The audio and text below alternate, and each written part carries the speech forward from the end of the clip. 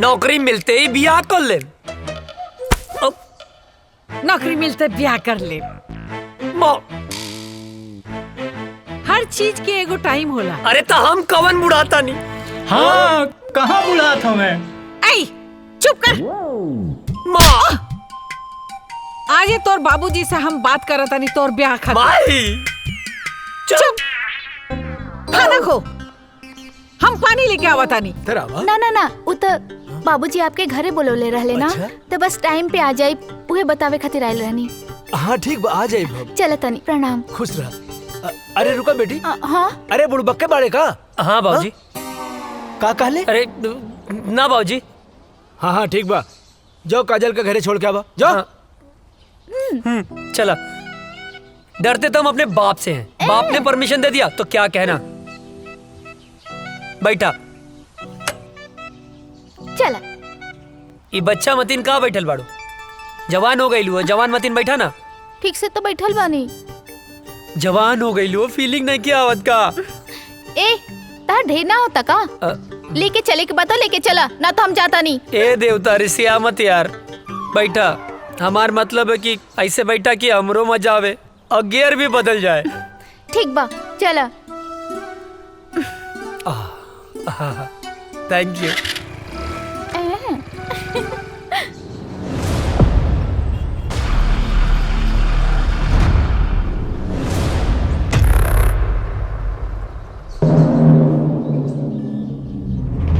अस्सलाम वालेकुम। वालेकुम अस्सलाम। क्या खबर है? सारी तैयारियां हो चुकी हैं जनाब। इस बार हम लोग चूकेंगे नहीं, बस आपके हुक्म की देरी है। हमारे सारे जवान तैयार हैं हिंदुस्तान के सैनिकों का सर धड़ से अलग करने के लिए। आमीन। जी जनाब। कोई गलती नहीं होनी चाहिए। जैसा आपका हुक्म, बस आपके हुक्म का इंतजार है हमें। ध्यान देना, इस बार मिशन में कोई खलल नहीं होनी चाहिए। जी जनाब। ऐसा कहर मचाओ कि हिंदुस्तानियों का रोम रोम कांप उठे। जी जनाब। धमाका ऐसा हो कि हिंदुस्तानियों की आने वाली 7 पीढ़ियां थर्रा उठें। उनकी हदें उनको याद दिलाओ। जी जनाब। और जाओ, मुनव्वर खान को भी ये इत्तला कर दो ताकि वो सारी तैयारियां शुरू कर सके। जाओ। जनाब, आपका हुक्म सर आंखों में।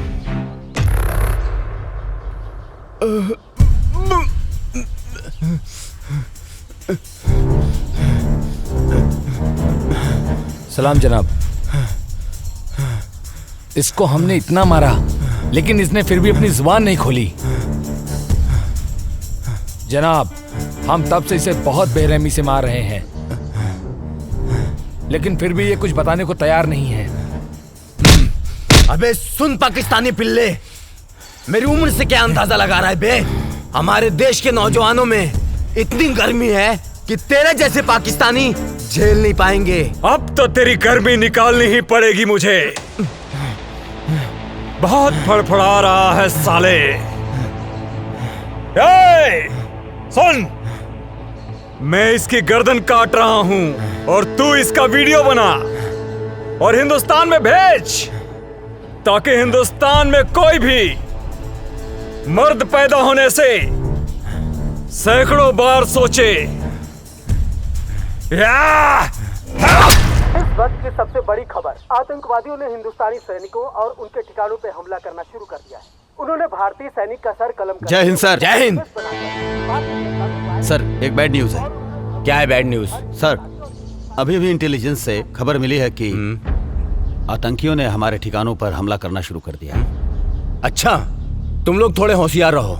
वहाँ पे हम अपने और सैनिकों को लगा देते हैं। उन देशद्रोहियों को उनकी औकात दिखा देते हैं। It's order. Okay sir.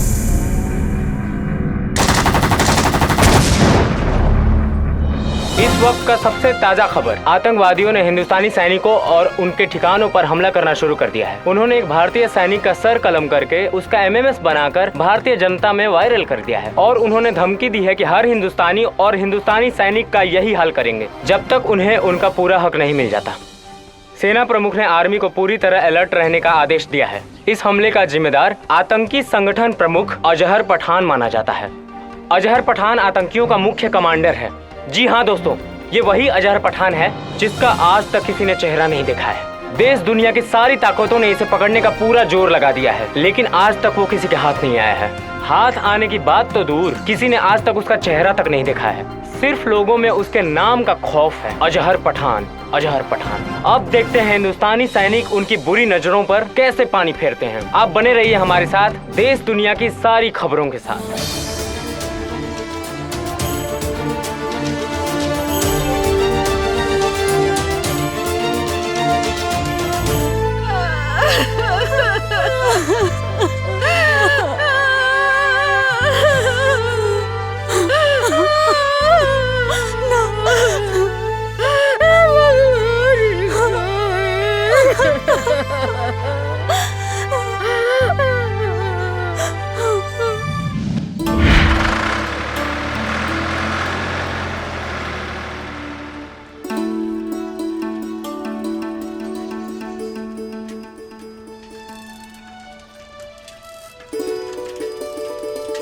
Good morning भैया। Good morning. ये साइकिल किस लिए? आप आगे आगे दौड़ेंगे, हम पीछे पीछे फॉलो करेंगे। अच्छा, ये साइकिल दीजिए तो। पर साइकिल का है। अरे दीजिए। दीजिए।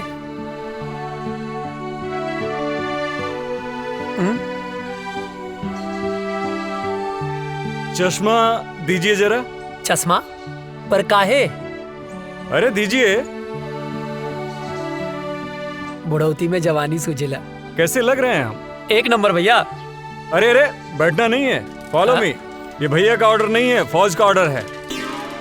भैया का ऑर्डर नहीं है, फौज का ऑर्डर है, बैठना नहीं है। अरे फौजी आप हैं, दौड़े हम का है। फॉलो मी, जल्दी करो वरना सजा डबल हो जाएगी। भैया गलत बात हो।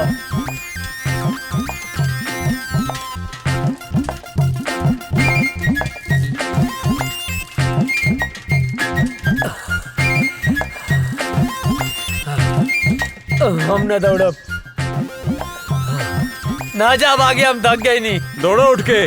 तू ही जा, हम ना जा। अरे उठ जा, क्या पता कब देश को तेरे जैसे जवान की जरूरत पड़ जाए। हमके देश के काम ना आवे क्यों, तू ही काम आवा। अरे पगले, शरीर में फुर्ती रहेगी, ताकत रहेगी तो कभी भी किसी भी समय किसी को भी झाड़ सकता है। गांव में हमसे केहू ना भिड़ेला, जे भिड़ेला पटक के चाप देला। हाँ। अच्छा ठीक है, उठ जा भाई, आओ बैठो। बेवकूफ कहीं का।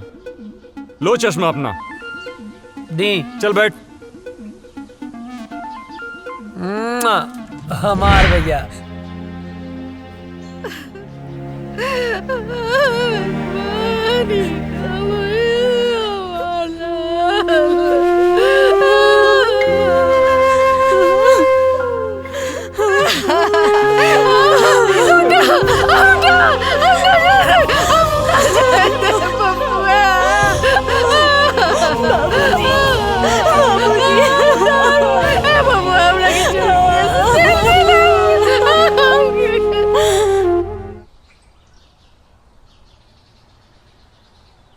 चाचा जी, ओ चाचा, का भेल चाचा, काहे रोवत बड़ा?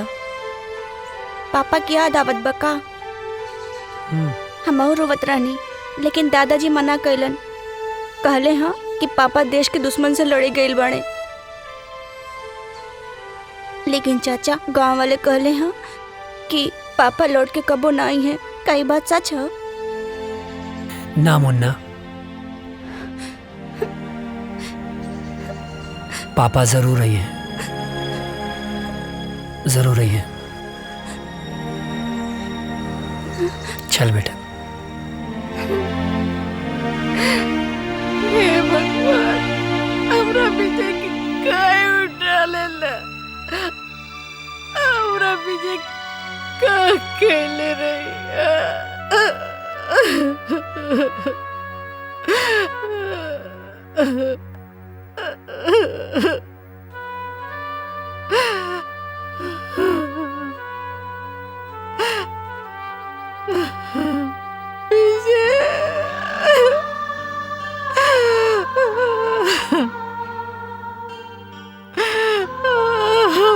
राम लखन की जड़ी टूट गई।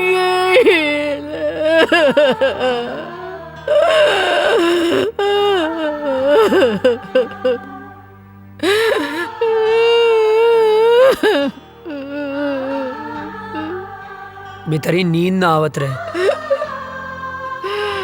तारा गोद में सो जाए।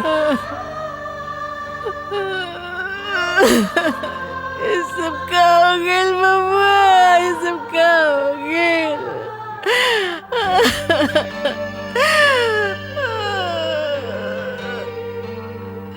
काय ऐसा होला? एक जमीन के टुकड़े खातिर भाई हमनी के छोड़ के ना गईले माई।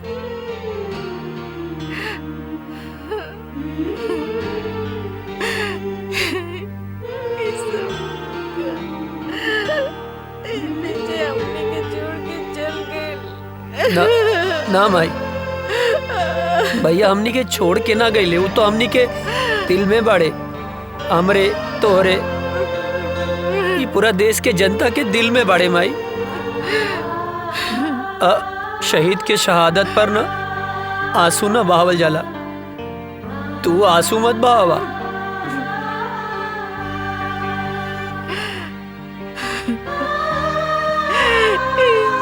सब काय होला? काय होला? जमीन के चंद टुकड़ों खाती एक दूसरे को जान लेलस।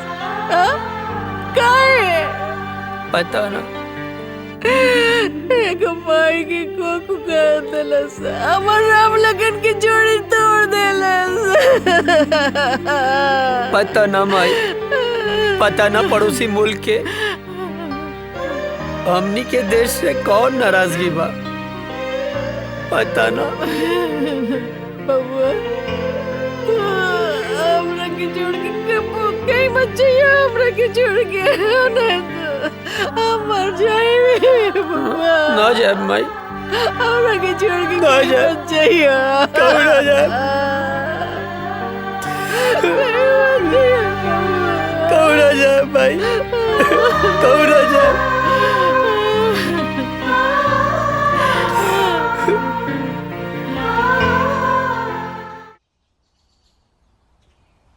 केहू बा चिट्ठी आयल हो, केहू बा चिट्ठी आयल हो, चिट्ठी आयल हो। हाँ आवतानी। हाय ली।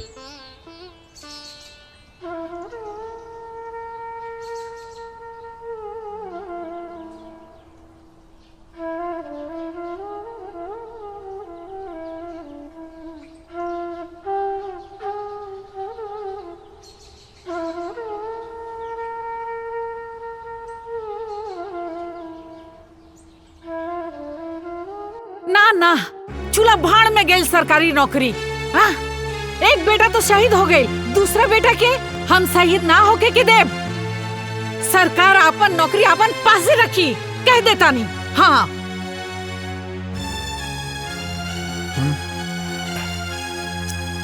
देखा बेटा, बात ऐसन बा कि विजय के शहीद होके के बाद भारत सरकार ओकरा जगह पे तोहके नौकरी देले बा। मगर हम नहीं के चाहत। हाँ, विजय शहीद हो गई, ओकर नौकरी अजय के मिलल। अगर अजय शहीद हो जाए तो हम का करब? बोली। अजय के माई, तोहरा दूगो बेटा बा, तब इतना सोच रहल बाड़ू। हाँ, अजय करी पूरा दुनिया माई बा, वो का सोचत हुई है? बोला, कहीं तहरा के भगवान 10 गो बेटा देले रहता नू तो खुद हम भेज देती न अपने भारत माता के रक्षा करे खातिर। बुझाइल? बात करा ताड़ू। माई बैठा, अरे बैठ। ए माई, बाबूजी ठीक कहा तारे। हमार मतलब है तू ठीक बोला तारो। तू केकर माई हवे बोल? बोले के पड़ी केकर माई है? तब बताओ ना केकर माई हवे। तोर माई है। आई धरती माई केकर माई हवे? हमरे नु ह। बाबूजी गलत कहाँ बोले? तोहरे रक्षा के जिम्मेदारी केकर है बाबूजी? तोहर। धरती माई के रक्षा की जिम्मेदारी केकर है? अरे तोहरे नु बा माई। मरब जी अब सब विधना के हाथ में है और दुश्मन के लगे ऐसा कोनो गोली ना कि तेरा बेटा के सीना के पार कर जाओ। बिल्कुल। हाँ बिल्कुल ठीक। सोच मत, मार के आए मर के ना आए का बाबू। हाँ बिल्कुल ठीक। अब भूख लागल है, खाना देना। दे दा। देता नहीं। चलना।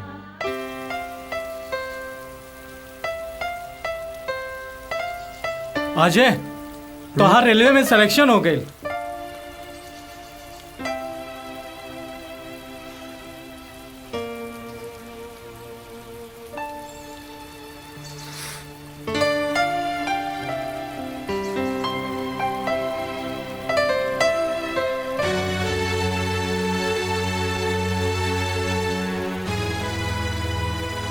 अब एकर कोनो मतलब ना,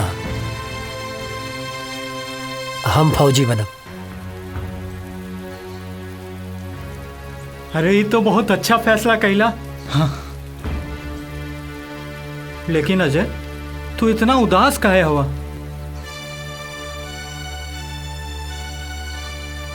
तोरा के विजय भैया के याद आवता ना? हाँ यार, बहुत याद आवता। अब ये उदासी के बोझा तू कब तक ढोईबा? देखा जौन होके रहल तौन तो हो गए। शायद भगवान के यह मंजूर रहल। चाचा चाची भौजी भतीजा के समझावा, उनकर हिम्मत बना। अगर तू टूट जाइबा तो उन्हन के का होई? ठीक कहत वे यार। और उकाजल दिन रात तोरे याद में तड़पत बिया। तू तो फोन उठावे लेना। तू हमके अश्याम के फोन करेली बेर बेर।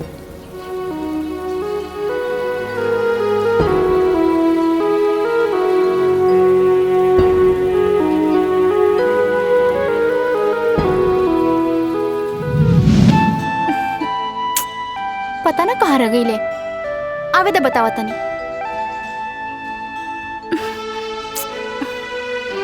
काजल आ गई नहीं? आहा, बहुत बड़ एहसान कर दिया ला आके। मतलब ई कि हम पूरा 2 घंटा 20 मिनट से तार इंतजार कर रहल बानी। बात तो सही कहा तारू। का बात तो सही कहा तारू?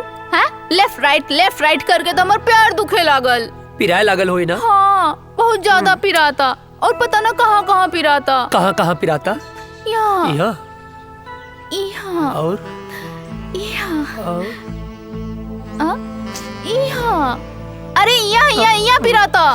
एजा का देखा तेरा? यहाँ देखा। अब का बताएं, देख रहे हैं बड़ी फुर्सत से खुदा ने तुम्हें बनाया है। हाय, इतना हसीन मिट्टी कहाँ से लाया है?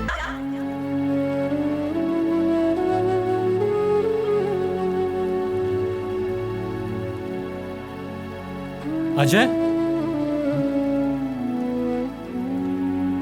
कहाँ खो गईला? कहीं ना। जाके एक बार काजल से भेंट कैला।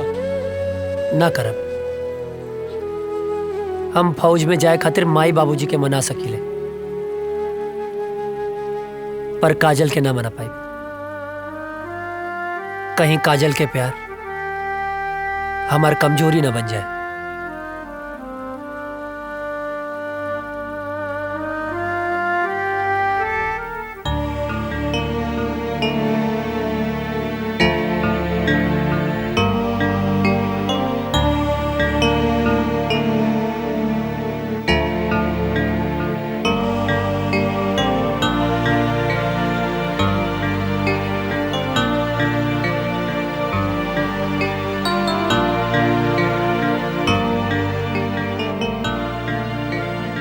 बबुआ,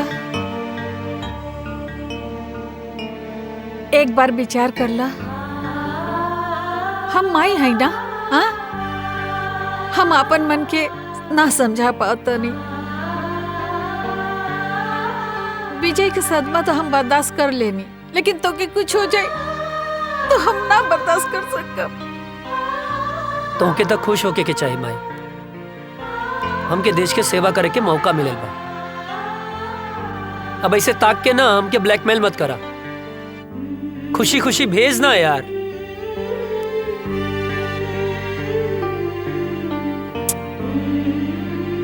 ठीक बा, तू जो भगवान तोहर रक्षा करी और हमारा आशीर्वाद हमेशा तोहर साथ रही। तोरा रक्षा करी, तोहर ढाल बन के खड़ा हो जाए। माई माई हमके कुछ ना हो। तो के कुछ हो जाए तो मर जाए। अरे हमके कुछ ना होई बाबा, यकीन करा। आज जैसे तू माई बाड़ू वैसे धरती माई भी तो माई बाड़ी ना। हाँ अब एकदम कुछ ना होई माई, हमके कुछ ना होई। चला चला आवा हम बताई थे।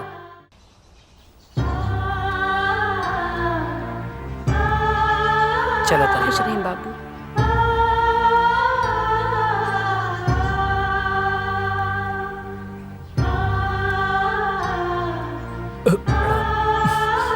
खुश रहा बेटवा और भारत माता के सेवा करा।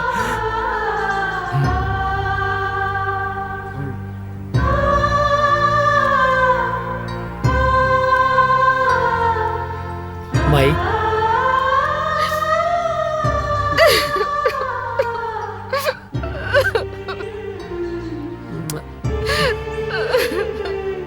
चला तन चला, जल्दी लेट होता। चला जल्दी आ जाए।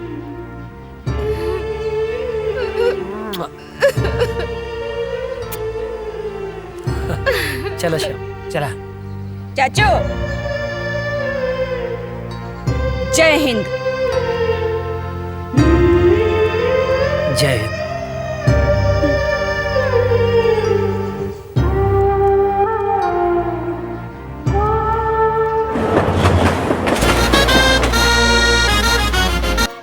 तुम्हारी ट्रेनिंग पूरी हो चुकी है। थैंक यू सर। और तुम्हारी पोस्टिंग भी वहीं की जा रही है जहां तुम्हारे भाई शहीद विजय वर्मा पोस्ट थे और आखिरी बार आतंकियों से लोहा लेते हुए शहीद हुए। अब तुम्हें देश की रक्षा के साथ साथ अपने भाई का भी बदला लेना है। Thank you sir, it's my pleasure sir. और मुझे पूरा यकीन है कि तुम भी पूरी जाबाजी और दिलेरी के साथ माँ भारती के दुश्मनों को उनकी औकात बताओगे सर। और हाँ, ड्यूटी ज्वाइन करने से पहले छुट्टी दी जाती है। जाओ अपनी फैमिली के साथ एंजॉय करो। Thank you sir, thank you so much सर। सर जय हिंद। प्रणाम बाबूजी। खुश रहा। का हाल बा बेटा? बाबूजी ट्रेनिंग पूरा हो गई। तो बहुत बढ़िया बात। और खुशी के बात ही बा कि कुछ दिन खातिर हम घरे आवत तानी। अरे ये तो बहुत खुशी के बात बा। माई कहाँ बाड़ी? कहीं गई बाड़ी। बाबूजी बोला ना। ना रह दा, आके बताएं। ठीक। जी बाबूजी प्रणाम। खुश रहा। कौन काम?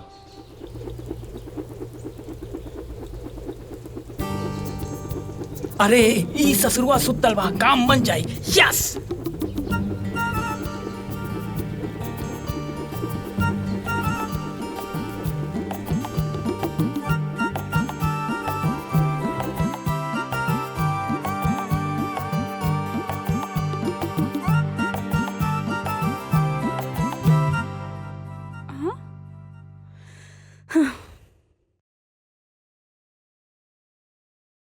हे भगवान, कितना अच्छा सा झाड़ू लगावत हनी, फिर भी पता नहीं कहाँ से कागज आ जाता। हवा भी तो ना चलता।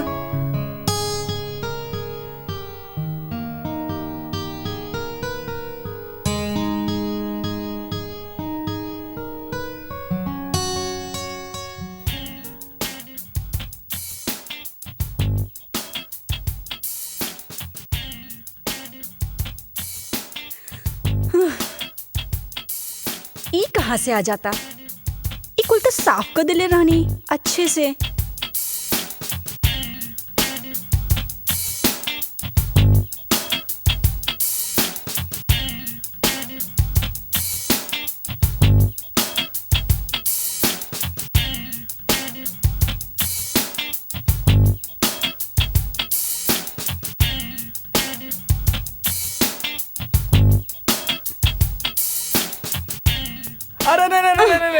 हम बानी हम।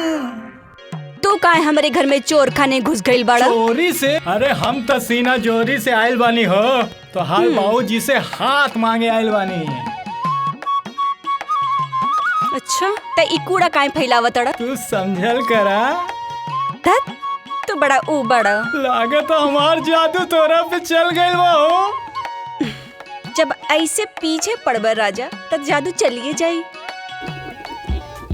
हमके यही दिन के बहुत दिन से इंतजार रहल। अरे कविता, कहाँ मारू? अरे जल्दी से एक गिलास पानी तो लेके आवा बेटा।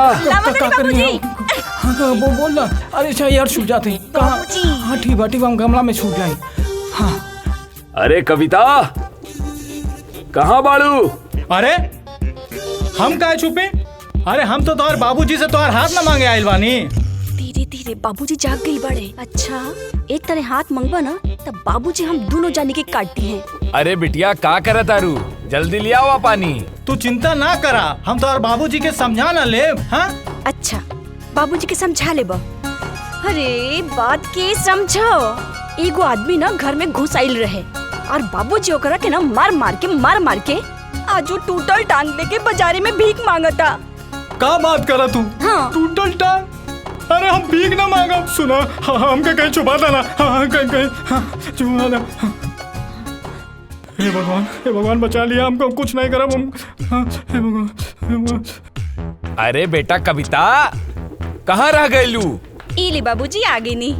का बिटिया, काहे इतना देर लगा देलू पानी लावे में? अरे बाबूजी गिलास धोवत रहनी है।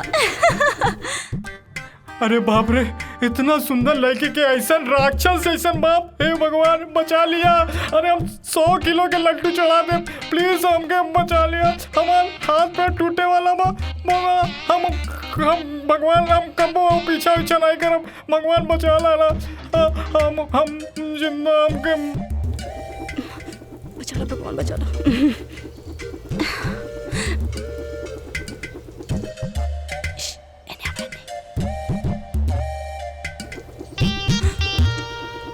क्या हरे रुक। अरे कहाँ तानी रुक जो। अरे कहाँ भागे था? रुक। अरे कहाँ तानी रुक जो। अरे के बड़ा? अरे कहाँ जेबे भाग के? रुक जो। बाप रे पकड़ ले। रुक जो। कहाँ भाग? अरे तो इतना हिम्मत? हाँ? हमारा घर में घुस गई ले। तो इतना हिम्मत? हमके माफ कर दे। चल तोहरा क्या भैया हम तो से का कहत रही ना। हमके दांते कटलस। हे भगवान कल्याण की रक्षा करी हो, आपका करी। रुका, कहाँ भाग के जाइबा तू? रुक जो, हम तोहरा के छोड़म ना। कहाँ भाग के जाइबे? रुक, अब बताओ तानी।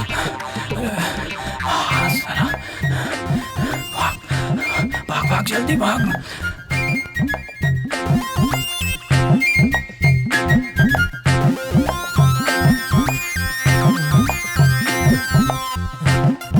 लगता भाग गए।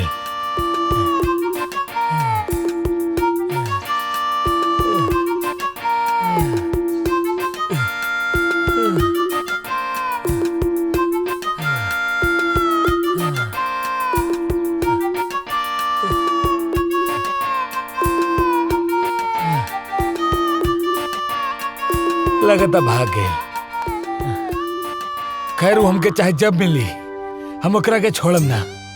चाहे जब मिली हम ओकरा के छोड़म ना।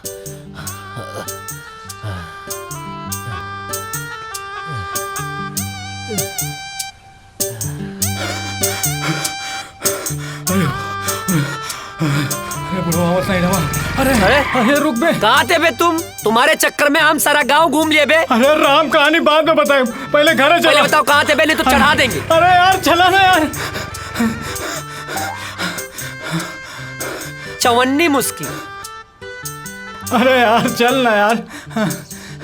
इन्हें से काहे निकले बे? चल यार चल बे यार यहाँ से। चल आया मतलब बच गई ली। जय हो भगवान। आज छोड़ दिए बे, आगे नहीं छोड़ेंगे। पूरा पसीना छुड़ा ओ गोरे गलिया वाली से तिरछी अखियां वाली से नैना चार हो गइल का बताई तो से यरवा रे। मार खाने से बच गए बेटा आज तुम, वरना लात जूता मुंह का हाथ सब पड़ जाता। गोरी गलिया वाली से तिरछी अखियां वाली से नैना चार हो गइल का बताई है का भाई पर भइल का रह रे का करत रहली हम? अरे वो सब हम बाद में बताई। सरऊ मुहूर्त देख के बताइबा। हाँ अरे बट ये सब तोहार बतिया अच्छा नहीं लगेला। पनिया से बचाएंगे बस। का बताई तो से यरवा रे हमरा प्यार हो गए। तो बताओ ना मारत काहे बाड़े? चुप कर, खाना खाइबे? हाँ। ए माई दू जगह खाना लेके आओ, हमरे साथे बुक्कड़ भी आइल बा। कल्याण हाँ फेमस हो गई ले बे। अच्छा हाँ हाथ धो ले।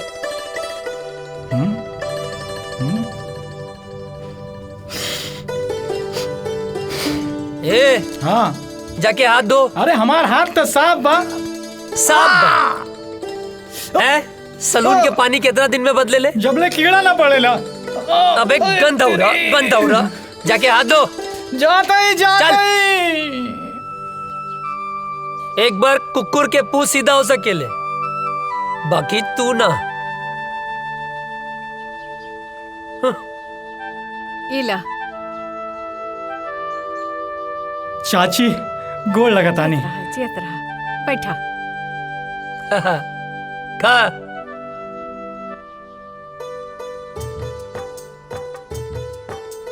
ए चाची हम तो ठीक बानी, बाकी हमार बड़की भौजी कहाँ बानी? माई के गेल बाड़ी। हाँ यही से तो खाना हमके पकावे के पड़ता। तनी अजय के समझावा जल्दी से ब्याह कर ले। हमरो के हाथ पटावे वाली चाहिए ना। वो नैहर गईली, छुटकी बहू आ जाई त हमार साथे हाथ पटाई ना। हाँ और नहीं तो का। और वैसे भी बुढ़ापा में काम कहाँ पावेला। ढेर ना होता नहीं। बहाव के रोक, गति के धीमा कर। हाँ हाँ हाँ। ओकरा के काहे धमकावा ताड़े? हाँ हम सब बुझी ले। अरे हमार माई यार ड्यूटी और ब्यूटी। सुना बिटिया, हाँ बाबूजी। हम जाता नहीं कुछ काम से। हाँ थोड़ा ध्यान रखिए। हाँ ठीक बा बाबूजी।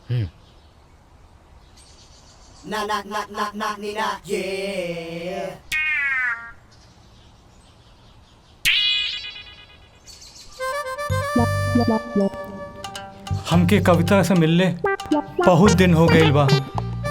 आज जाके कविता से मिलब। हाँ बढ़िया मौका बा, जाता नहीं।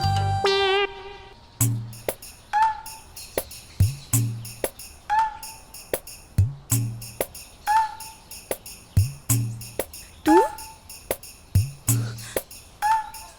इतना दिन बाद? कविता ये बात सही बा, हम तोहार बाबूजी से डराइला, लेकिन यहो बात सच बा कि हम तोहरे बिना जी ना सकेंगे।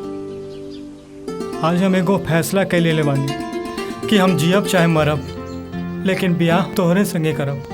कल्याण तू हमरा से इतना प्यार करेला? हाँ अपने जान से भी ज्यादा।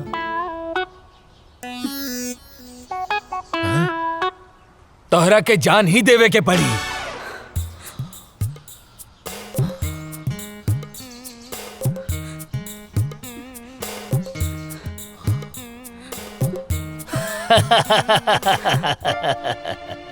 प्यार भी करेला और डर भी लगेला। हाँ? हम दरअसल देखे के चाहत रानी कि तू हमरा बिटिया के सच्चा प्यार करेला कि नहीं। काहे से कि जे सच्चा प्यार करेला ना, ओकरा में हिम्मत अपने आप आ जाला। और आज हम बहुत खुश बानी कि तू सच्चा प्यार करेला और हिम्मत दिखौला। अब हम निश्चित हो गए बानी कि तू हमार बिटिया के ध्यान रखबा, ओकरा प्यार करबा। अरे अरे जुग जुग जिया बाबूजी। तेरी अखा का यो काजल कर देता है मैनू घायल।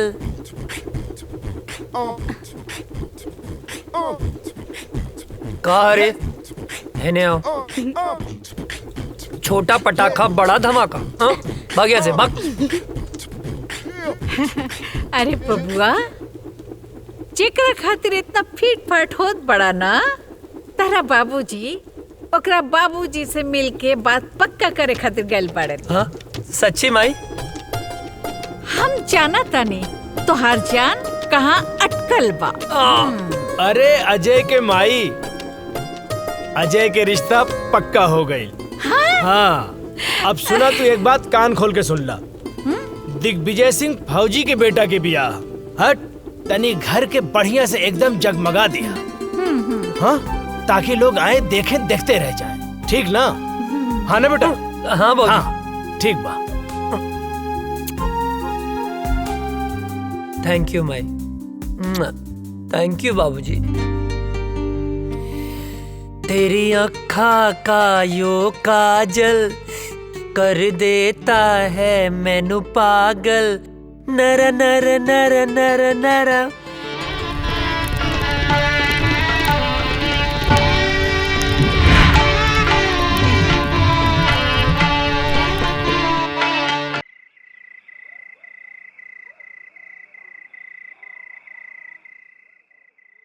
अजय, अजय,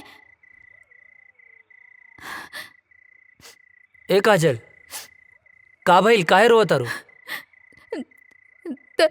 तारा के लेवे खातिर कुछ जवान लोग आइल बड़े। वो काहे बदे? वो लोग कहता रे कि ऊपर से ऑर्डर बा, तारा के जाए के पड़ी। ए पगली, एहर देखा। अरे तय में इतना रोवे के कौन बात बा? ऑर्डरे नु आइल ह। हम फौजी हैं। जब जब ऑर्डर आई हमके देश के रक्षा खातिर जाए के पड़ी। आई तो हमार फर्ज है। तो हम का है? का हमरा खातिर तहर कोनो फर्ज नहीं खे? देखा काजल, देश से अपन तुलना मत करा। एक जवान के लिए पहला फर्ज होकर यह रहेला कि वो पहले अपने देश की रक्षा करे। तू हमार प्राण हो। तुहार हर सांस हमरे सांस में बसेला। एहर देखा, हमार ताकत बना, कमजोरी मत बना। बनबू ना? हंसा, जाके हमार वर्दी ले आवा।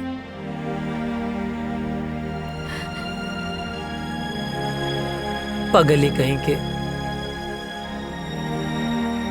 हाँ मिश्रा। सॉरी अजय, हेडक्वार्टर से इमरजेंसी मैसेज आइल बा, आज ही निकले के बा। ठीक है। का ठीक बा? हाँ, का ठीक बा? आज ही तोर ब्याह भइल और आज ही ले जाए खातिर आ गेले, हम ना जाए देब। माई बात के समझल कर, इमरजेंसी मैसेज है। ना ना, हम ऐसा ना होके देब। अरे हमरा हम ना कटला जाए से देब। भी ना कटी। बाबूजी समझावा माई के, आज हिंदुस्तान के तरह बेटा के जरूरत बा। समझाई ना बाबूजी? का समझाई? अजय के माई, जेकर बेटा फौज में होला ओकर माई बाप के करेजा पे पत्थर रखे के पड़ेला। हंस के विदा करा बेटा के, हंस के घर वापस आई। समझल कर माई,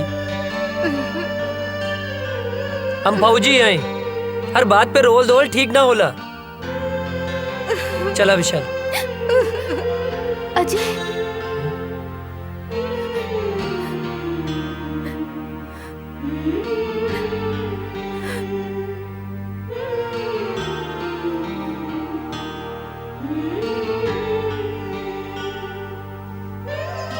जल्दी आए।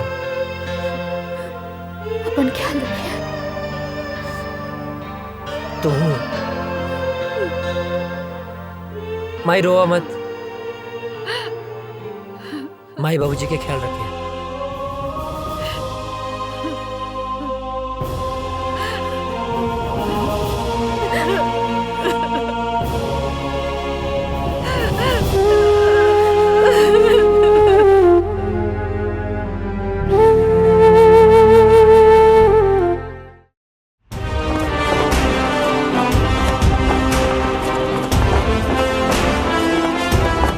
गांव का सफर कैसा रहा अजय? बहुत अच्छा सर। माँ और बाबूजी सब ठीक हैं? एकदम बढ़िया सर। चलो ठीक है, साइन करो और आज से ड्यूटी ज्वाइन सर।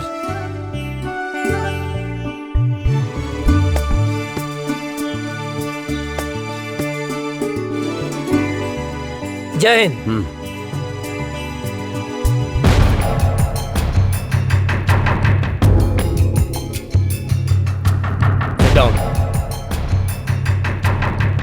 सर, अचानक इमरजेंसी मीटिंग बुलाने का मकसद?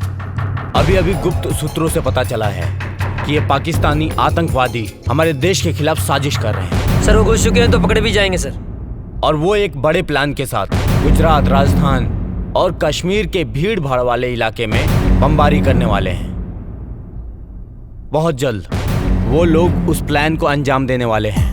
वो किसी भी हद तक जा सकते हैं जी। और आश्चर्य की बात यह है कि हमारे देश के ही कुछ लोग उनकी हेल्प कर रहे हैं। हमें चौकन्ना रहना होगा। वो हमारे देश के किसी भी कोने में हमला कर सकते हैं, तो हमें उन्हें किसी भी प्रकार से रोकना होगा। अजय सर, तुम पूरी तरह से अभी अलर्ट हो जाओ। सर। राम सिंह, तुम ऐसा करो, सीमा से सटे जंगल के इलाके में बटालियन के लिए सारी व्यवस्था उपलब्ध कराओ। जय हिंद सर।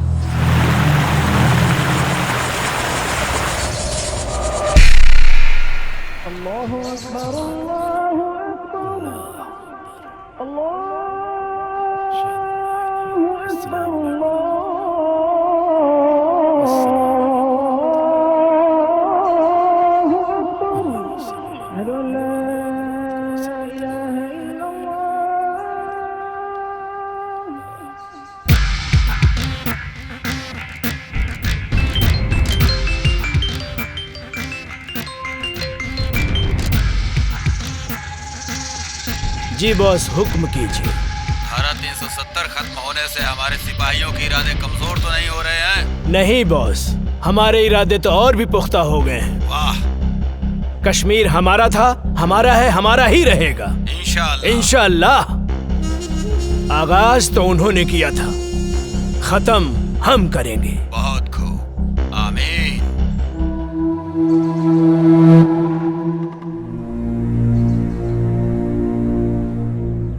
अस्सलामुअलैकुम भाईजान। वालेकुम अस्सलाम। हैदर कहाँ है? आ रहा है। सलामुअलैकुम भाईजान। वालेकुम अस्सलाम। हैदर। हाँ भाईजान। क्या हाल समाचार है? आर्मी में एक नया नौजवान ऑफिसर आया है, अजय वर्मा। ये वही विजय वर्मा का छोटा भाई है। विजय वर्मा भी आया था हमारे मंसूबे पर पानी फेरने के लिए। उसको तो हमने जहन्नुम में पहुंचा दिया। लग रहा है इसको भी इसके भाई के पास पहुंचाना पड़ेगा। अरे हम लोगों का तो बस एक ही मिशन है, कश्मीर की आजादी और पूरे हिंदुस्तान की बर्बादी। और इन हिंदुस्तानियों को हमारी ताकत का एहसास होना चाहिए। कश्मीर पाकिस्तान का पाक हिस्सा था जो हमसे धोखे से छीन लिया। हमारे शरीर में खून नहीं, बारूद है, बारूद।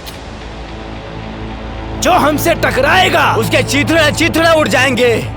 हमारे जीने का मकसद है कश्मीर की आजादी। नारे तकबीर, अल्लाहू अकबर, नारे तकबीर, अल्लाहू अकबर, नारे तकबीर, अल्लाहू अकबर।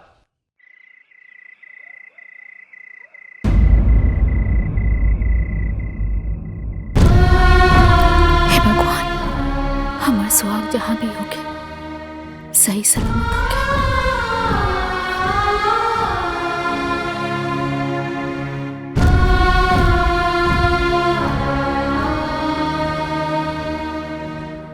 हे देवी मैया, हमारे बेटा की हिम्मत और हौसला दी। दुश्मनों के इरादे और मजबूत होते जा रहे हैं और अभी पता चला है पाकिस्तान के कुछ आतंकवादी हमारे देश में घुसने की कोशिश कर रहे हैं। हमारी सुरक्षा एजेंसियों द्वारा पता चला है कि कल परसों तक वो हमारी सीमा के अंदर होंगे। उनकी प्लानिंग हमारे यहां बम ब्लास्ट करने की है। 5 जन जो लोग हमारी सीमा में जंगल के रास्ते घुसने वाले हैं, वो हमारे देश के किसी भी कोने में बम ब्लास्ट कर सकते हैं। उनके इरादे और उनकी हिम्मत तो देखो। अभी भी इतना कुछ होने के बावजूद पाकिस्तानी आतंकवादी यहाँ आके हमारे देश में आतंक मचाना चाहते हैं, और वो भी एक बड़े प्लान के साथ। हमें इनके सहारे उस इंसान तक पहुंचना है जो इस खेल का मास्टरमाइंड है। उसे जिंदा पकड़ना होगा, ताकि वो किसके कहने पे, किसके इशारे पे ये सब कर रहे हैं। इसलिए इस मौके को हमें हाथ से नहीं निकलने देना है। अगर हम लोग इस बार कामयाब हो गए तो जीत हमारी पक्की है। सर, आर यू रेडी? सर। गाइस, मिली जानकारी के अनुसार दुश्मन अपना मूड बना चुका है, कभी भी हमला कर सकता है। वो अलर्ट रहना जरूरी है। दीपक? यस सर, हम लोग भी पूरे तैयार हैं सर। सारी तैयारी हो चुकी है। दुश्मन बाल भी बाका नहीं कर सकता सर। गुड। गांव की मिट्टी के खुशबू के छोड़ के अलबनी, यहाँ दुश्मन के धूल चटावे। रिलैक्स, आओ बैठ। तेरे गांव के बाद से गांव के याद आ गई।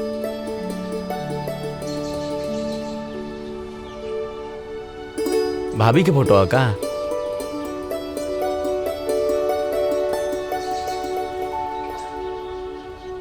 हमरे सुकून के फोटो। सर सर सर, कहाँ खो गई नी? अपना सुकून के लगे, अपना गांव में। रिक्वेस्ट बा सर एगो। का बोला? हमके गाँव में जाए के बा सर। अच्छा ना? लइका भइल बा सर। ओह, बधाई हो। थैंक यू सर। सर, बड़े साहब से कह के थोड़ा छुट्टी दिलवा दी ना। छुट्टी मिल जाए तो की छुट्टी। खुश? मुनव्वर, अब बॉर्डर क्रॉस करने का वक्त आ गया है। हिंदुस्तान की सीमा में घुसने के बाद के सारे इंतजाम हो चुके हैं। बस तुम्हें बॉर्डर क्रॉस करते वक्त सावधानी बरतनी होगी। चारों तरफ हिंदुस्तानी सैनिक गश्त करते रहेंगे, बहुत संभल कर चलना होगा। हिंदुस्तान में हमारे लोग तुम्हारा इंतजार कर रहे हैं, बस तुम्हारे वहां पहुंचने की देरी है। मुझे तुम पर पूरा भरोसा है। तुम वहां पहुंचने के बाद अपने काम को अंजाम जरूर दोगे। इस बार हम काफिरों को सबक सिखा कर रहेंगे। खुदा हाफिज।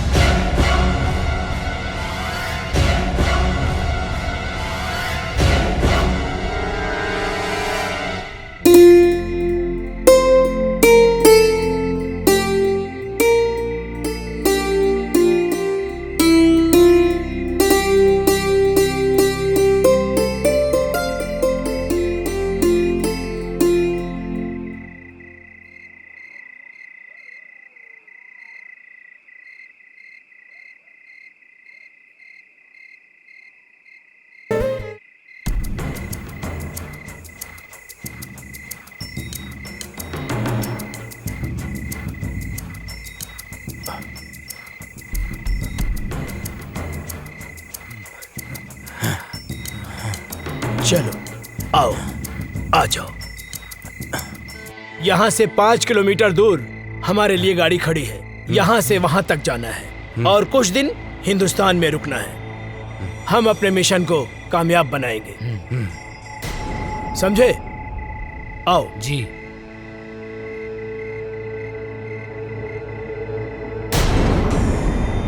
इस तरफ से आ जाओ।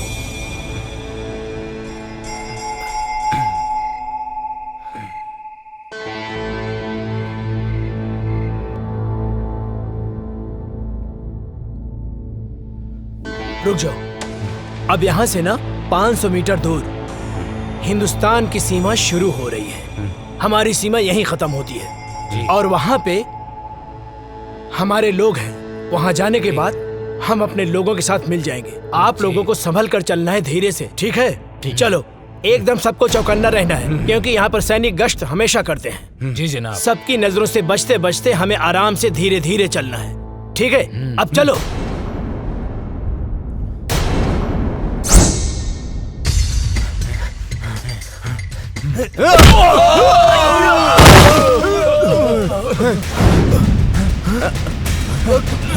कहाँ गया? किधर गया? किधर गया? कौन है? कहाँ गया? किधर गया? चलो। जी जनाब।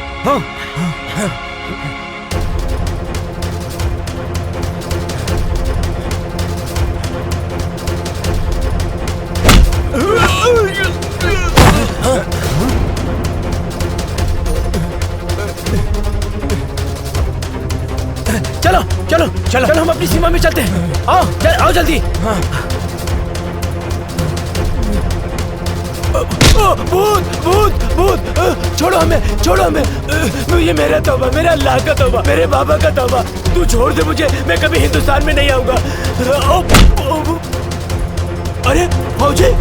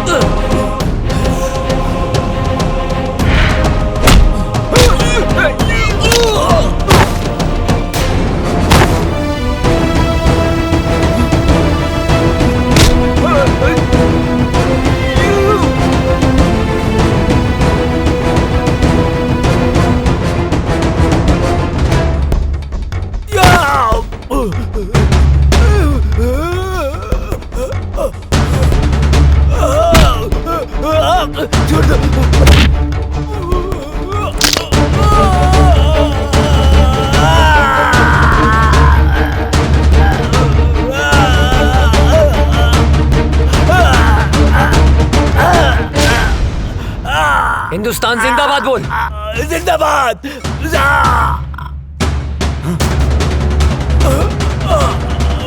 ना तुम लोगों का ईमान है, ना तुम लोगों का धर्म। बैठ। तेरे गांव के बाद से गांव की याद आ गई।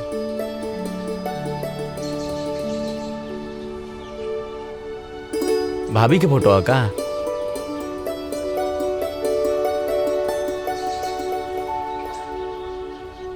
हमरे सुकून के फोटो।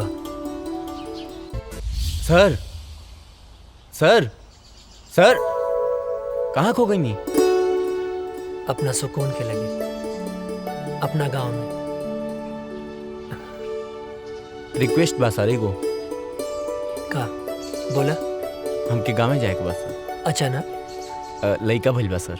ओह, बधाई हो। थैंक यू सर। सर, बड़े साहब से कह के थोड़ा छुट्टी दिलवा दी ना। छुट्टी मिल जाए तो की छुट्टी। खुश? मुनव्वर, अब बॉर्डर क्रॉस करने का वक्त आ गया है। हिंदुस्तान की सीमा में घुसने के बाद के सारे इंतजाम हो चुके हैं। बस तुम्हें बॉर्डर क्रॉस करते वक्त सावधानी बरतनी होगी। चारों तरफ हिंदुस्तानी सैनिक गश्त करते रहेंगे। बहुत संभल कर चलना होगा। हिंदुस्तान में हमारे लोग तुम्हारा इंतजार कर रहे हैं। बस तुम्हारे वहां पहुंचने की देरी है। मुझे तुम पर पूरा भरोसा है। तुम वहां पहुंचने के बाद अपने काम को अंजाम जरूर दोगे। इस बार हम काफिरों को सबक सिखा कर रहेंगे। खुदा हाफिज।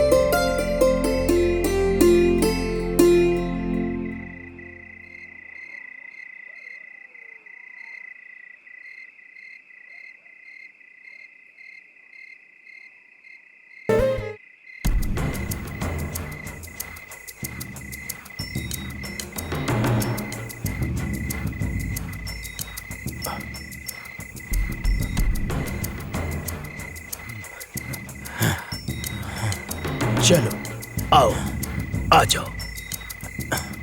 यहाँ से 5 किलोमीटर दूर हमारे लिए गाड़ी खड़ी है। यहाँ से वहां तक जाना है और कुछ दिन हिंदुस्तान में रुकना है। हम अपने मिशन को कामयाब बनाएंगे, समझे? आओ जी।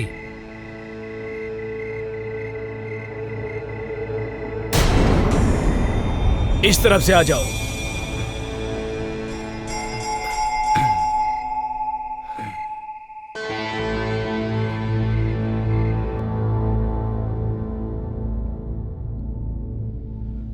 रुक जाओ।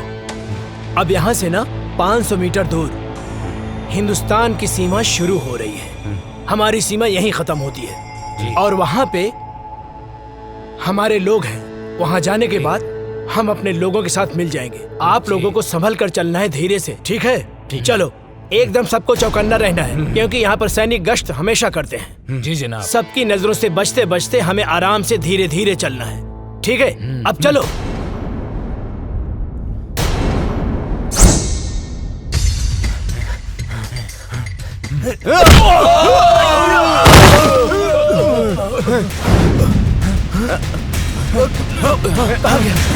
किधर गया? किधर गया? कौन है? कहाँ गया? किधर गया? चलो। जी जनाब।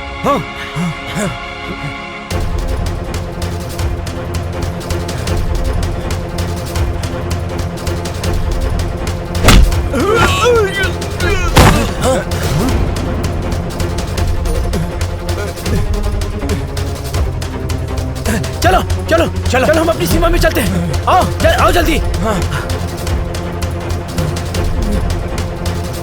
भूत भूत भूत, छोड़ो हमें, छोड़ो हमें।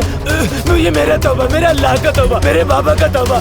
तू छोड़ दे मुझे, मैं कभी हिंदुस्तान में नहीं आऊंगा। अरे फौजी,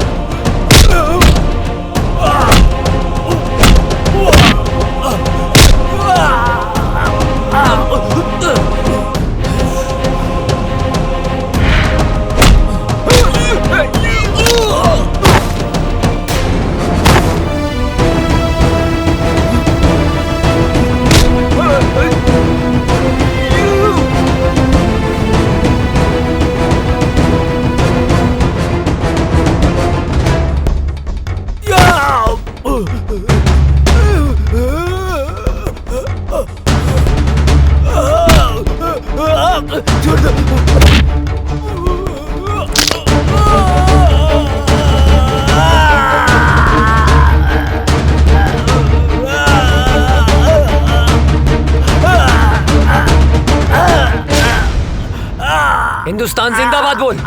जिंदाबाद।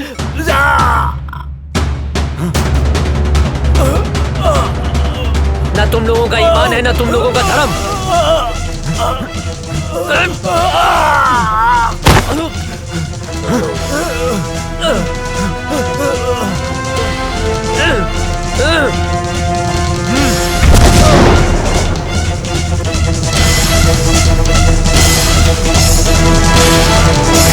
अभी अभी खबर सामने आई है कि आतंकवादियों और हिंदुस्तानी सैनिकों का आमना सामना हुआ है, जिसकी वजह से कुख्यात आतंकवादी मुनव्वर खान हिंदुस्तान की गिरफ्त में आ चुका है। जी दोस्तों, हिंदुस्तानी सैनिक पहले से अलर्ट थी और जैसे ही कुख्यात आतंकवादी मुनव्वर खान हिंदुस्तान के सीमा में प्रवेश किया, वैसे ही बहादुर सैनिक अजय वर्मा ने अपनी जान की बाजी लगाकर उनका मुकाबला किया, जिस वजह से खूंखार आतंकवादी मुनव्वर खान पकड़ा गया। दुख की बात यह है कि उस मुठभेड़ के बाद से ही अजय वर्मा का पता नहीं चल पा रहा है। खूंखार आतंकवादी मुनव्वर खान से पूछताछ जारी है और अभी भी लापता अजय वर्मा को ढूंढने का प्रयास किया जा रहा है।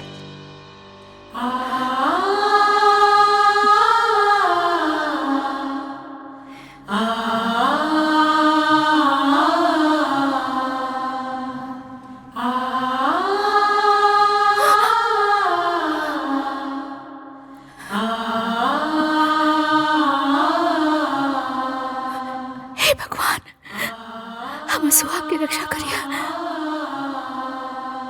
एक दिल दहला देने वाली खबर सामने आई है, अजय वर्मा शहीद हो चुके। जी हाँ, सेना प्रमुख के द्वारा बयान जारी किया गया है कि मुनव्वर खान के साथ मुठभेड़ में ब्लास्ट हुआ था, जिसके बाद से ही अजय वर्मा का कोई पता नहीं चल पा रहा है। ब्लास्ट की जगह से कुछ सामान बरामद हुए हैं, जो सामान अजय वर्मा का बताया जा रहा है। इसी से अनुमान लगाया जा रहा है कि अजय वर्मा शहीद हो चुके हैं। इससे पहले आतंकवादियों के द्वारा मुठभेड़ में अजय वर्मा के बड़े भाई भी शहीद हो चुके थे। अजय वर्मा को ढूंढने की बहुत कोशिश की गई, लेकिन कुछ पता नहीं चल पा रहा है। ब्लास्ट वाली जगह से अजय वर्मा के कुछ सामान मिले हैं, जिससे ये अनुमान लगाया जा रहा है कि अजय वर्मा शहीद हो चुके हैं। आप लोगों को एक जानकारी और दे दूं, कुछ ही दिन पहले आतंकवादियों के द्वारा हुए हमले में अजय वर्मा के बड़े भाई शहीद हो चुके थे। अब अजय वर्मा की इस खबर से पूरा देश शोक में डूबा हुआ है। सोचिए, अजय वर्मा के माँ बाप के दिल पे क्या बीत रहा होगा, जिनके दोनों जवान बेटे देश की रक्षा करते करते शहीद हो चुके हैं। अभी कुछ ही दिन पहले अजय वर्मा की शादी हुई थी। उनकी नई नवेली दुल्हन, जिसके हाथ से मेहंदी के रंग भी नहीं छूटे थे, बेचारी विधवा हो गई। जरा सोचिए, उस शहीद के विधवा के दिल पर क्या बीत रहा होगा। शोक प्रकट करते हुए सेना प्रमुख ने वीर शहीद अजय वर्मा को श्रद्धांजलि दी और उन्होंने बताया कि अजय वर्मा के इस शहादत को पूरा देश नमन करता है। और सेना प्रमुख ने यह भी बताया है कि मुनव्वर खान के पकड़े जाने पर आतंकवादियों के सारे मंसूबों पर पानी फिर गया है। अभी मुनव्वर खान से पूछताछ जारी है। पूछताछ में बहुत ही अहम सुराग मिलने की आशंका है। आप लोग बने रहिए हमारे साथ देश दुनिया की नई खबरों के लिए। तब तक के लिए जय हिंद। आतंकवादियों ने भारत पर फिर हमला किया, जो काफी तादाद में थे। आतंकवादियों ने फिर से हमला किया, कई जवान शहीद हो गए, लेकिन आर्मियों ने आतंकी सरदार मनोहर खान को अपने गिरफ्त में ले लिया है। लेकिन दुख की खबर ये है कि अभी तक अजय वर्मा की कोई खबर नहीं मिली। बम के धमाके को देखते हुए ये अंदाजा लगाया जा रहा है कि देश के लिए लड़ते लड़ते वो शहीद हो गए। दिग्विजय भैया के बड़ लड़का पहले ही शहीद हो गए रहल। अजय ही रहल परिवार के आधार, वो शहीद हो गई। अब उनके परिवार पे का बीती। दिग्विजय भैया के दिल पे पहाड़ टूट गई। मिल गई शांति, मिल गई शांति ना। हम पहले मना करत रहनी कि हमरा बेटवा के ना भेजी, मगर हमार केहू बात मानी तब ना।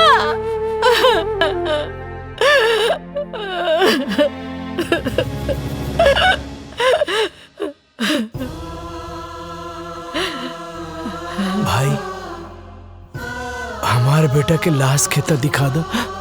बाबूजी, विस्फोट इतना जोर से फैल रहा है ना, अजय के कुछ भी पता ना चलल।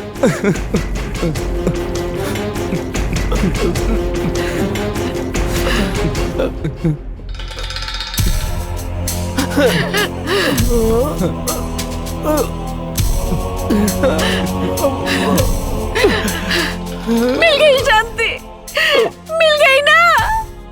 हमार बस के आखिरी दिया बुझ गई। माई, का भइल? इतना काहे रोता रू? और ये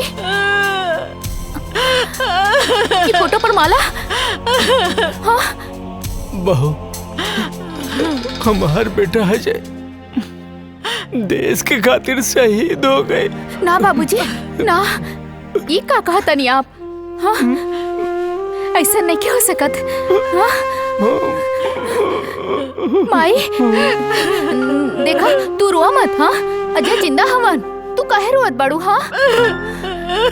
अरे, तोहर माथा फिर गेल बा का? हाँ? अपन जिंदा बेटा के शोक मनावत तारू? हाँ? कहा तानी कि जिंदा बाड़े? हाँ? देखा, हमारा अजय के धड़कन सिर्फ हम महसूस कर सकता नहीं। हाँ?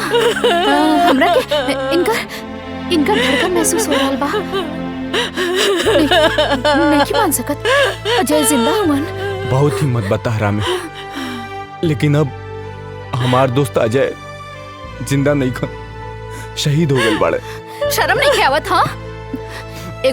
एगो फौजी होके एगो जिंदा फौजी के शहीद बोला तारा? शहीद हो गई? हाँ? ना, वो शहीद नहीं खन हो सकत। कोनो दुश्मन के बम या गोली में इतना ताकत नहीं खे कि हमार सुहाग के हमरा से छीन ले। हाँ?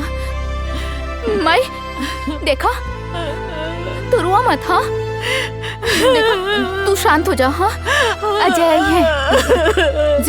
जिंदा हुए अजय, वो जिंदा हुए, जिंदा बड़े। हाँ,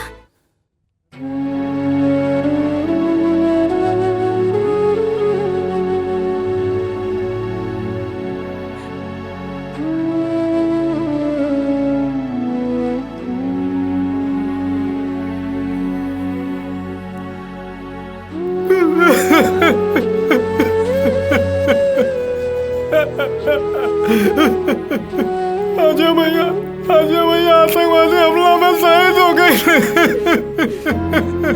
कल्याण मत रो, काहे कि ये भगवान के मंजूर रहे।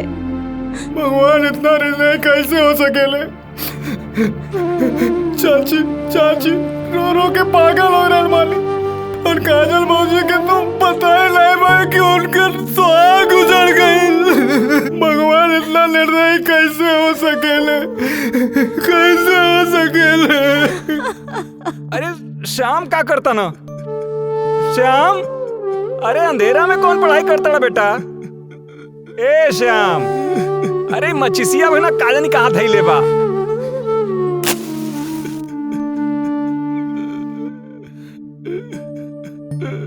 अरे इधर रोता।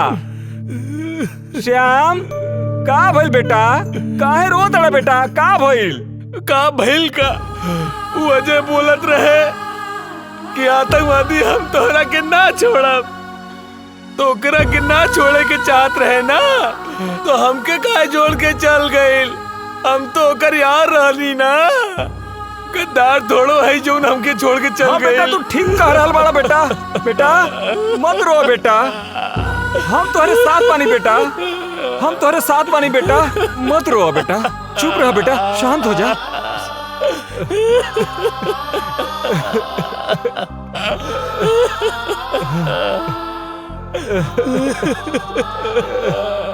चुप हो जा बेटा, चुप हो जा बेटा, बेटा चुप हो जा बेटा, चुप रहा बेटा, चुप हो जा बेटा।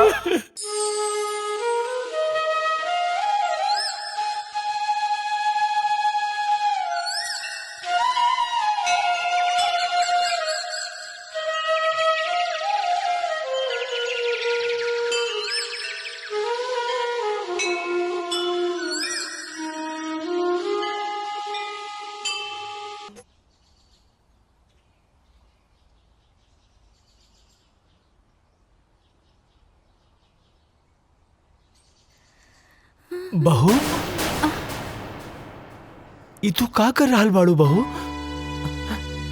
अरे अजय अभी दुनिया में नहीं के, भगवान के उहे मर्जी रहे। अजय नैखन मरल बाबूजी, हमरा के पूरा विश्वास बा।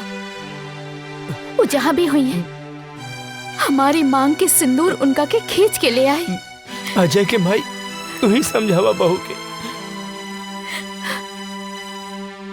बेटी, बाजी, हमरा के विश्वास बा, वो जिंदा हुए। हाँ बेटी, सब ठीक हो जाएगी। भगवान पे भरोसा रखा, सब ठीक हो जाएगी। रउआ बिल्कुल ठीक कहा तानी।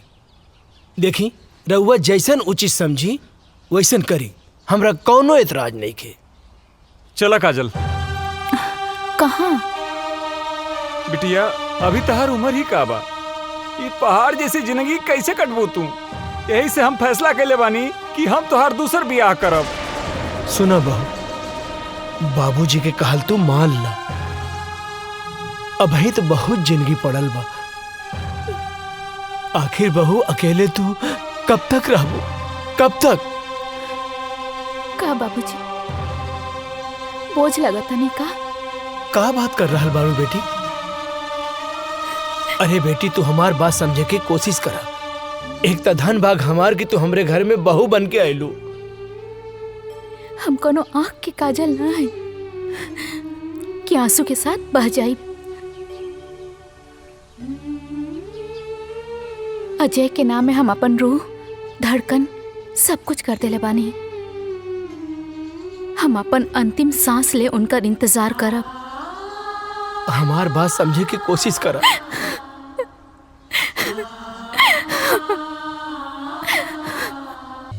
मुनव्वर खान, सच सच बता, बता कौन है तेरा बॉस और कहां कहां तुम लोग की प्लानिंग है ब्लास्ट करने की। तू ऐसे नहीं बताएगा, लगता है तुम्हें हिंदुस्तानी आर्मी का पावर दिखाना पड़ेगा।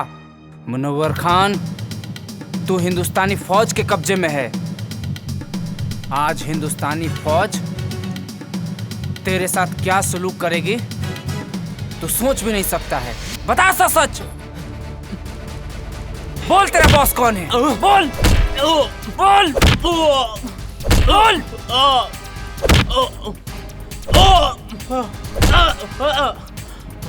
बोल कौन है बॉस तेरा?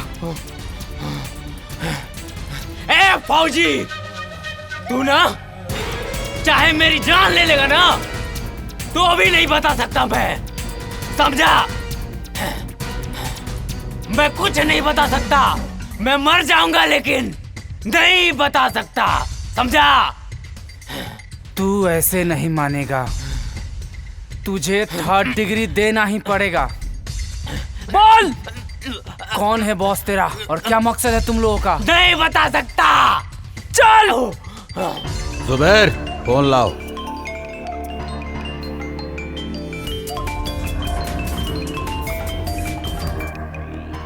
अजहर। जी जनाब। उन्होंने मुनव्वर खान को गिरफ्तार करके हमारे लोगों में और उबाल भर दिया है। जी जनाब। अब हम उन्हें उनकी औकात दिखा कर रहेंगे, उन्हें एक पल भी नहीं बख्श सकते हम। अब हमें खौलते हुए खून से नहीं, ठंडे दिमाग से काम लेना होगा। अजय वर्मा और उसका भाई हमारे ही किए हुए हमले में शहीद हुए थे। जी जनाब। दोनों भाई हिंदुस्तान और हिंदुस्तानी मीडिया के लिए हीरो हैं। अब हमें लोगों के इस इमोशन को अपना हथियार बनाकर मुनव्वर खान को छुड़ाना पड़ेगा। जी जनाब। हम उसकी माँ को किडनैप करके पाकिस्तान लाएंगे और फिर हिंदुस्तान की फौज और सरकार को, जी जनाब, अपनी इज्जत बचाने के लिए मुनव्वर खान को छोड़ना ही पड़ेगा, नहीं तो लोग सड़कों पर आ जाएंगे। सलाम अलैकुम।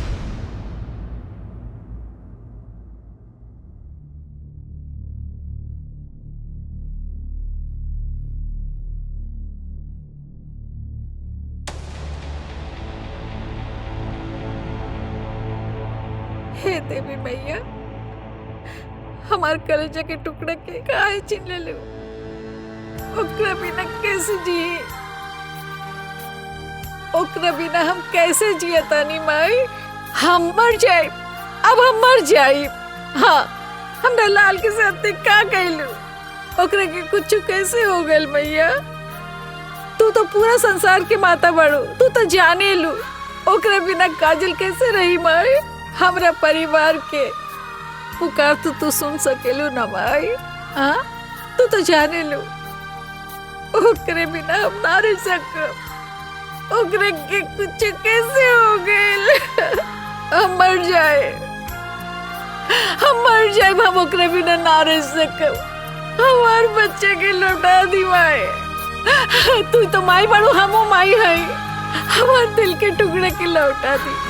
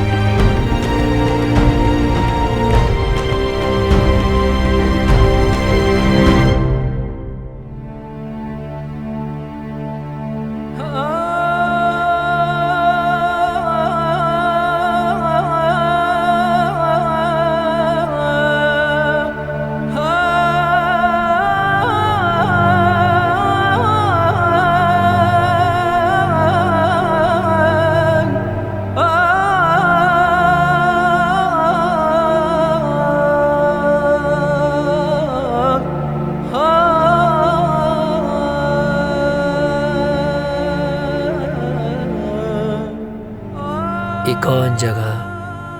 पाकिस्तान है।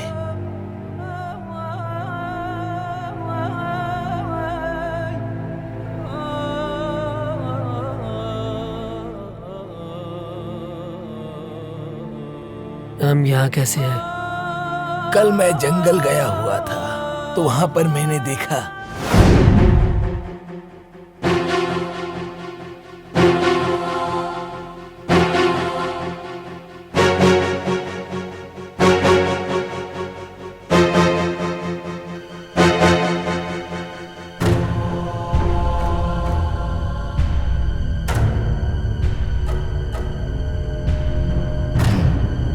ये कौन है?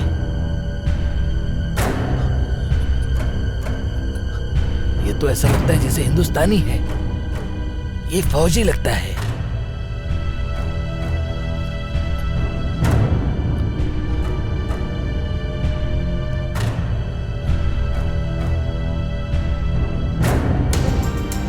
इसे हमें बचाना होगा। अगर किसी ने देख लिया तो प्रॉब्लम हो जाएगी। वैसे भी हिंदुस्तान पाकिस्तान एक ही तो था। कुछ लोगों ने इसको बांट दिया। या अल्लाह। 6 महीना बाद भी हमके होश आ गए। अबले हम जिंदा हैं। जरूर कोनो खास मकसद है। हमरे वतन के साथ साथ हमार माई और काजल भी हमारे इंतजार करत हुई हैं। हमके जल्द से जल्द अपने वतन लौटे के पड़ी।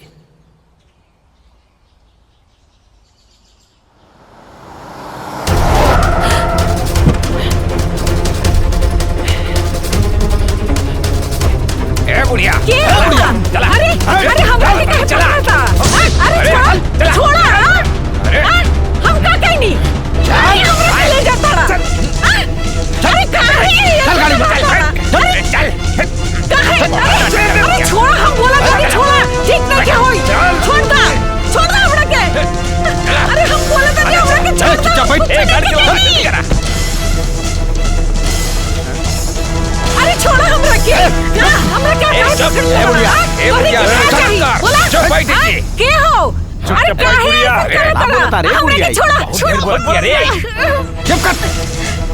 बेहोश करेगा। अरे चुप कर।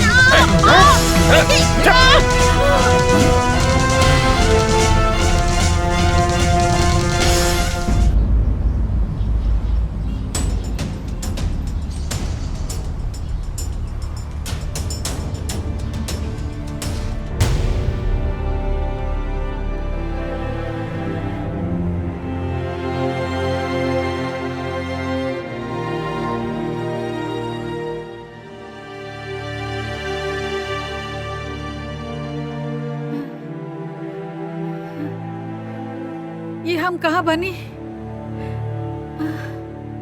हम जब बानल काहे बनी? अरे क्यों बा? अरे हमरा के बचावा, हमरा के यहाँ से छुड़ा के ले जावा हो। हे भगवान, हमरा के छुड़ावा। अरे हमरा के बचावा इन लोगन से।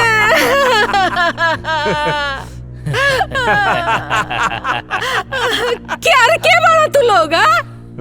काहे क्या हमरा के यहाँ ले आल बड़ा? का कहने वाली तोरी के? चुप बुढ़िया। बताता हूँ कि तुझे क्यों लाया हूँ यहाँ। तुम्हारे दोनों बेटों को अपने आदमियों से मरवाया था मैंने।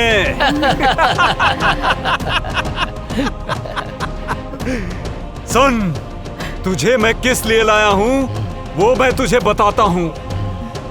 तुम्हारे हिंदुस्तान के आर्मी ने हमारी टीम के कमांडर मुनव्वर खान को गिरफ्तार करके अपने हिंदुस्तान के जेल में बंद कर रखा है, जिसकी वजह से सारा प्लान हमारा फेल हो रखा है।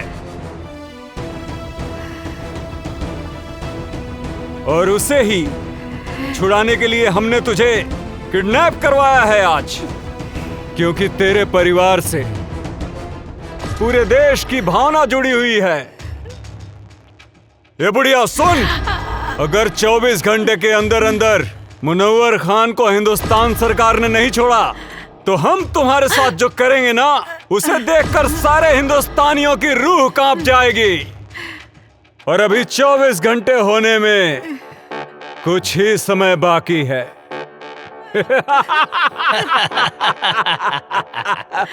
इधर वक्त खत्म हुआ और तुम्हारा वीडियो वायरल।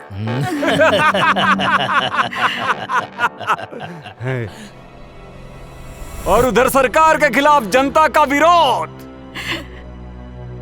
और विरोध इतना भयानक होगा कि मुनव्वर खान को हिंदुस्तान सरकार को छोड़ना ही होगा। वक्त तो अब खत्म होने वाला है। उससे पहले एक आखिरी बार हिंदुस्तान सरकार को वक्त देने दो।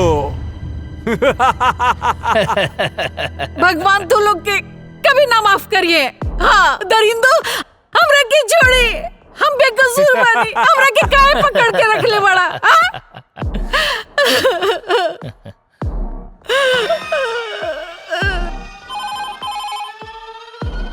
हेलो, कौन?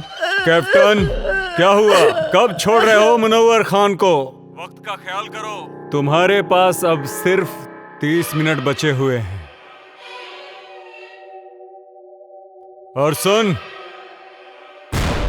अगर इन 30 मिनट में तूने हमें कोई सूचना नहीं दी तो तू सोच भी नहीं सकता है कि अजय वर्मा की मां के साथ क्या क्या हो सकता है। बकवास बंद करो। क्या सबूत है कि शहीद अजय वर्मा की मां तुम्हारे कब्जे में है? ले सुन, हमरी खातिर कोनो समझौता मत करिए। और हाँ, मैं आखिरी बार बता रहा हूँ, वो वीडियो तेरे हिंदुस्तान की पूरी मीडिया में वायरल कर दूंगा मैं। ठीक है, हमें गृह मंत्री जी से बात करनी होगी। मत छोड़िए मुनव्वर खान के। चुप बुढ़िया, बहुत चपड़ चपड़ करती है। जय हिंद सर। सर, आतंकियों ने मुनव्वर खान को छुड़ाने के लिए शहीद अजय वर्मा की मां को किडनैप कर लिया है। जल्दी एक्शन लेना पड़ेगा सर। जब तक मैं न कहूं कोई कदम मत उठाना। ओके सर। इस मसले का हल सोच समझ के करना पड़ेगा। और हाँ, इसकी जानकारी लीक नहीं होनी चाहिए। मेरे अगले कॉल आने तक का इंतजार करो। ओके सर। जय हिंद सर। हेलो अजहर, क्या खबर है? जी हुजूर। हिंदुस्तानी फौज कब रिहा कर रही है मुनव्वर को? जनाब, अभी कोई खबर नहीं आई है मुनव्वर खान को छूटने की। फिक्र मत करो, खबर जरूर आएगी, क्योंकि वो बुढ़िया हमारे कब्जे में है। इस बुढ़िया को हम लोगों ने बांध के रखा है। अगर मुनव्वर खान को नहीं छोड़ा तो हम लोग आगे की कार्रवाई शुरू करेंगे। बहुत खूब, सारे सिपाहियों को चौकन्ना रखो, बस हम भी वहाँ पहुँच ही रहे। हमें आपका इंतजार है।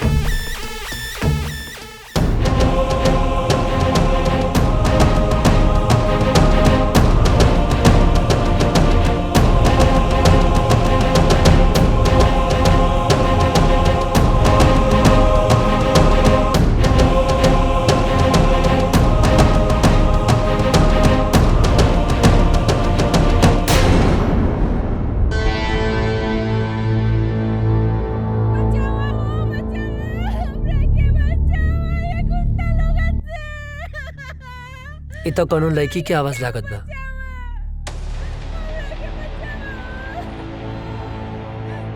ना, हमें चक्कर में ना पड़ सकीला, न तो ये लोग के पता चल जाए कि हम इंडियन हैं। लागत है ज्यादा मुसीबत में बड़ी। का करी भगवान?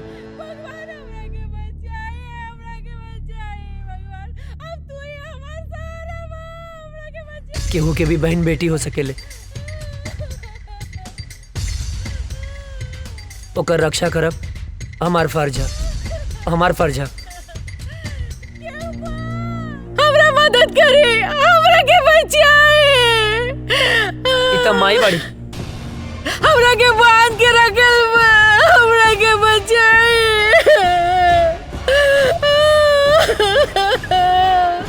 हम का करी माई है। भगवान? रुक जा।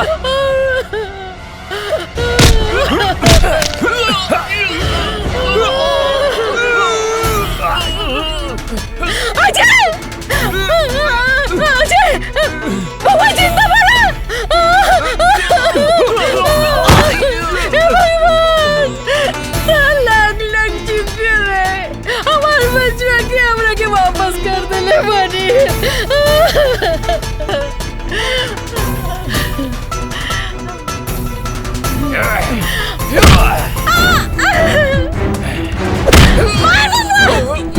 और मार, चलिए मार और मार।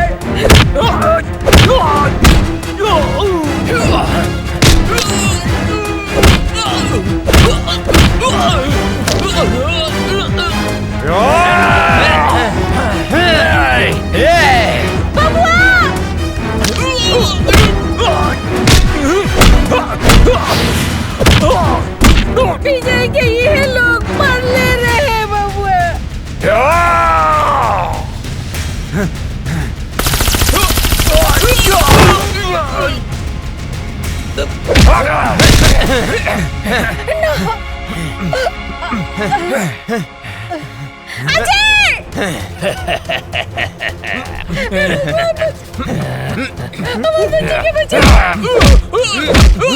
मत छोड़िए, हम एक फौजी के माई हैं।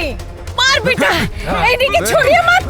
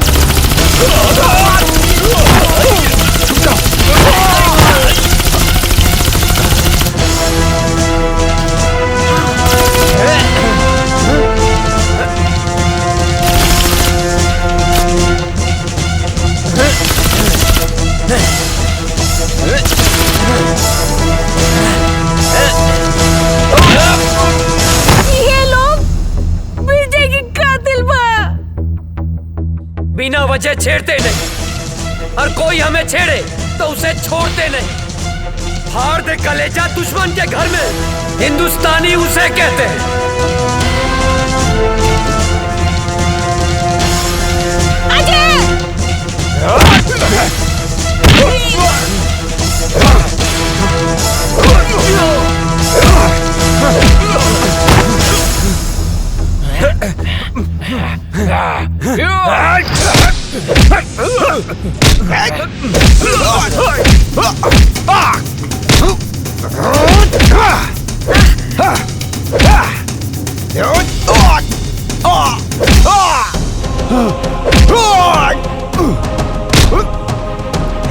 जब हम तुम्हें नहीं छेड़ते तो तुम क्यों छेड़ते हो? कश्मीर क्यों नहीं छोड़ते? कश्मीर हमारा है। तुम एक मुनव्वर मारोगे तो 100 मुनव्वर पैदा होंगे। तुम एक मुनव्वर मारोगे तो लाख पैदा होंगे। लाख!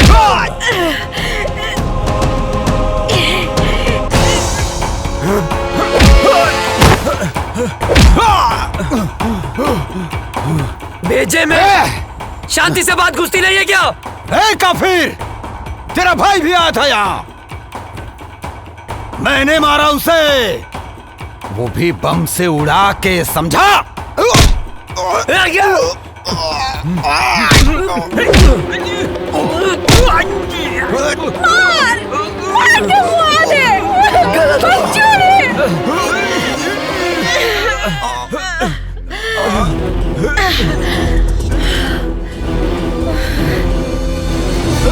तुझे क्या लगा मेरे भाई को मार के सांस बंद कर दूंगा तेरी, जान ले लूंगा तेरी, तेरे इसी पाकिस्तान में मार डालूंगा तुझे। हिंदुस्तानी हूँ मैं अजय, हिंदुस्तानी हूँ मैं, हिंदुस्तानी। अजय,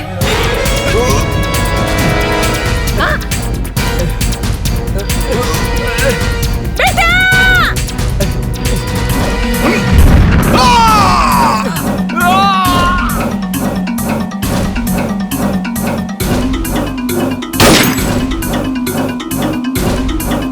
माई, ए माई, माई, ए माई, ए माई उठना, देखना तोर बेटा गेल माई। ए माई उठना माई, आँख खोलना। हाँ माई, अजय तोर बेटा। अजय बेटा, हम काले रानी ना के हम आ जाए, देख आ गए नीना। कहाँ रहला माई के छोड़ के इतना दिन? गलती हो गई माई, गलती हो गई। जाना था ना, तोहर बाबूजी, काजल बिटिया, तोहर भाभी, तोहर भतीजिया चिंटू, यहाँ तक कि पूरा गांव हमार बबुआ के हमारा अजय के इंतजार करत रही। बेटा तू हमने के छोड़ के कहाँ गई? कहीं न जाए माई।